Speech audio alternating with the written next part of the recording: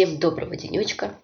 Сегодня я проснулась, у меня сопли, кашель, и буду лечиться вместе с вами. Посмотрим, за сколько я это сделаю. Что же я буду пить? Это, конечно же, я буду пить сейчас, буду пить 5 капсул. Это чтоб не разболеться. Вот они, мои 5 капсул. И 5 капсул вечером.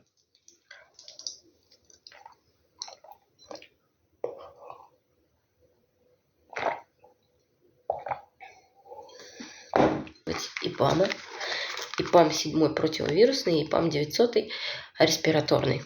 Именно когда сопли, кашель. Но сейчас я буду себе капать ИПАМ 7, взрослым по 10 капель под язык.